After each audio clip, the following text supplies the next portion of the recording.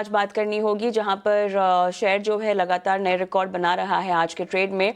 और एमएनएम आखिर क्यों है टॉप गियर में, तमाम डिटेल समझते हैं हमारे सहयोगी अभिषेक सत्यव्रतम से। तो अभिषेक, यहाँ पर निफ्टी के टॉप गेनर्स में काउंटर लगातार बना हुआ है, 2.5% के पार की तेजी अभी भी दिखाई दे रही है। अब बताइएगा क्या क्या वजह आपके मुताबिक काम कर रही है इस चाल के पीछे? देखिए, एमएनएम के टॉप गियर में होने की मुख्य वजह यही है कि जीएसटी काउंसिल ने काफी बड़ा फैसला लिया है और उम्मीद की जा रही है कि इससे सेल्स को भी बूस्ट मिलेगा। दरअसल छोटी कारों पर जो जीएसटी है उसको 28% से घटाकर 18% कर दिया गया है। यही नहीं, ट्रैक्टर पर, फार्म इक्विपमेंट पर भी जीएसटी कटौती का फैसला किया गया है और ये बहुत ही पॉजिटिव है कंपनी के लिए।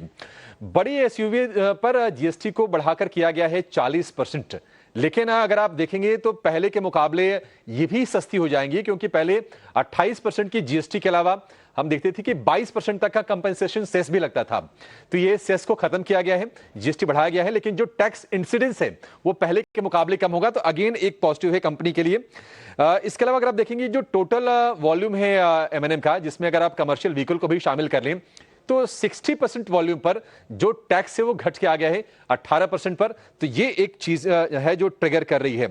बाकी एक जो डर था कि क्या इलेक्ट्रिक व्हीकल्स पर यानी कि ईवीज पर टैक्स बढ़ेगा, वो टैक्स बढ़ा नहीं है और ये एक राहत की खबर है और इसके चलते भी शेयर में हम जोश देख रहे हैं। आगे की ट्रिगर्स क्या हैं? क्या एमएनएम यहां से और चलेगा? जी हां, चल सकता है। और ट्रिगर्स ये हैं कि इनकम टैक्स में जो कटौती हमने देखी थी बजट में, वो कटौती का फायदा धीरे धीरे अब लोगों के पास आने लगा है और हो सकता है कि उसके चलते हम ऑटो सेक्टर में भी उसके चलते बाइंग होते हुए देखें। दूसरी चीज ये है कि मॉनसून अच्छे हैं और अच्छे मॉनसून के चलते जो ग्रामीण मांग है वो बेहतर रहने की उम्मीद है और साथ साथ जो फेस्टिवल डिमांड है वो भी बेहतर रहेगी, ऐसा प्रतीत हो रहा है। एक और चीज ये है कि अगर आप मारुति से तुलना करेंगे तो मारुति में जो इस साल के रिटर्न है वो 35% के ज्यादा के हैं, लेकिन अगर आप एमएनएम को देखेंगे तो रिटर्न है 15% के आसपास के। तो एक कैचअप रैली भी सेक्टर लीडर के मुकाबले शेयर में होते हुए हम देख रहे हैं। एक महीने में करीब 10% शेयर चला है। अगर आप 6 महीने की बात करें, 30% की रैली हम देख चुके हैं। 2025 में अब तक 15%, लेकिन अगेन एक साल में नेट 30% ये शेयर चला है। तो टॉप गियर में है और आज हम देख रहे हैं कि ये ऑटो इंडेक्स को भी ऊपर रखने में एमएनएम का बड़ा योगदान है। राइट, चलिए अभिषेक, तमाम फैक्टर्स यहाँ पर आपने बाती।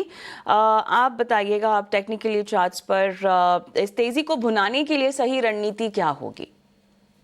यस, एमएनएम एक काफी टॉप नॉच काउंटर है। अगर टेक्निकली बात करें तो लास्ट 3-4 महीने में जो कंसोलिडेशन फेज देखा था, ऑलमोस्ट 3100 टू 3300 के लेवल्स के आसपास वो ब्रेकआउट दे चुका है with a very good volumes. And जो भी न्यूज आए जीएसटी, डेफिनेटली ये स्टॉक है जिसको काफी अच्छे बेनिफिट्स होते हुए हमें नजर आएंगे ओवरऑल ये सेक्टर्स को।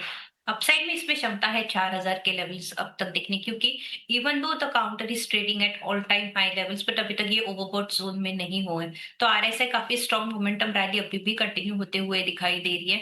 4000 फिर 4200 के लेवल्स ओपन हुए हैं, तो वहां तक ये रैली कंटिन्यू कर सकते हैं। तो जिनके पास भी लॉन्ग पोजिशन है, डेफिनेटली होल्ड ऑन करना चाहिए। अगर प्रॉफिट स्टॉप लॉस रखना चाहते हो, 3100 एक क्रूशियल सपोर्ट लेवल्स फॉर्मेशन होते हुए नजर आ रहे हैं मंथली चार्ट्स पे, तो वो एक प्रॉफिट स्टॉप लॉस रख के अपने लॉन्ग पोजीशन आराम से 4000 के टारगेट्स के लिए आप होल्ड ऑन कर सकते हो। लॉन्ग पोजीशंस मेंटेन कीजिए। 3100 के आसपास इंपॉर्टेंट सपोर्ट लेवल, आपका स्टॉप लॉस भी हो सकता है 4000 या उसके पार भी जाने की गुंजाइश है, लिहाजा बने रहें स्टॉप लॉस के साथ। स्वाति, इसी के साथ योर स्टॉक के इस एडिशन को हम समाप्त करेंगे। धन्यवाद, आपने समय दिया, तमाम सवालों के जवाब भी दिए।